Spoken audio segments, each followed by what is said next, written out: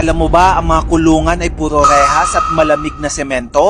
Pwes, alam mo ba may mga preso sa mundo na mas sosyal pa sa mga hotel? Handa ka na bang makita mga kulungan na parang resort? Let's dive in at alamin natin ang top 10 prison na parang nasa luxury hotel ka. Number 10, Otago Correction Facility sa New Zealand. Milton Hilton ang bansag dito dahil sa komportableng mga kwarto na parang dormitory.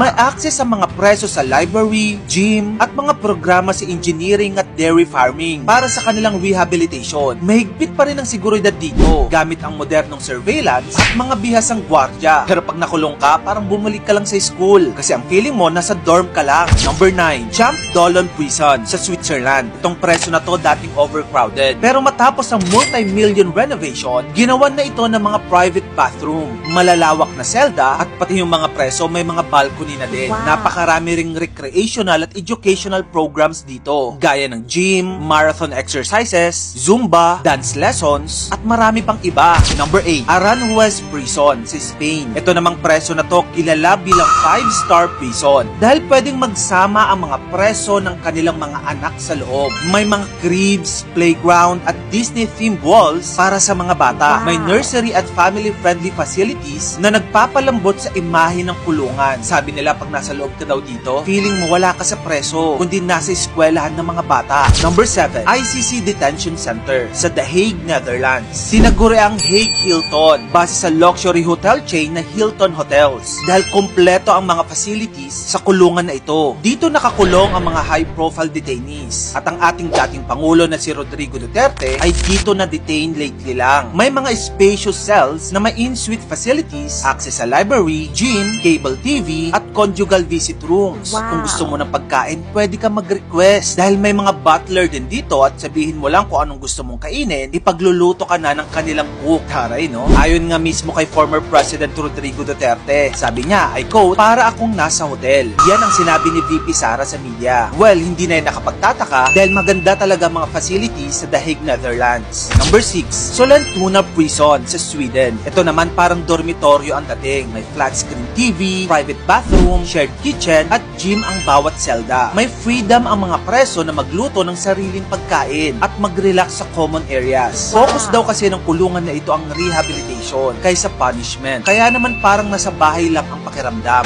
Number 5, Justice Center Leoben sa Austria. Ito naman parang condo ang setup. May private kitchen, bath, workspace, at balcony ang bawat selda. Meron ding gym dito, basketball court, at libreng edukasyon para sa mga preso. Ang design nila ay freedom with dignity. Kaya naman parang nasa hotel ka lang. Number 4, JVA Wolfsbüttel Prison sa Germany. Itong kulungan to modern na modern. May couch, study table, private CR, laundry, at conference room pa ang bawat selda. Parang dormitoryo ng university kesa kulungan ang ambience dito. Na-renovate ito ng 2011 para sa mas magandang living conditions. May iba't ibang programa mga nakakulong dito na sila mismo ang nagsiset up. May mga dance competition at may mga pageant din dito sa loob na parang may sarili silang mundo sa loob. Number 3, Bastoy Prison in Norway. Ito naman located sa isang isla. Meron silang tennis court at pwede pa silang mag-horseback riding. Taray, no? Ito pa, pwede rin sila mag-fishing, maligo sa beach. Meron ding mga cottages dito at work programs ang mga preso. Community-based at parang summer camp ang vibes. Kaya naman parang nagbabakasyon ka lang sa isla. Number 2, Halden Prison in Norway. Ito naman kilala bilang the world's most humane prison. May private room with TV, mini fridge, private bath, at tanaw pa ang gubat. Dito may music studio. Kaya naman alam mo bang may mga singers sa loob ng kulungan na nagre-release ng sarili nilang kanta at yung mga audience nila, kapwa nila preso. At mayroong times pa na nagpo-concert sila dito. Maliban dyan, meron din gym dito, library, art classes, at cooking rooms para sa mga preso. Of course, super tight pa rin ang security. Silent but efficient. Kaya naman, secure ang lahat. Number 1, The Island Prison, Bastoy 2.0.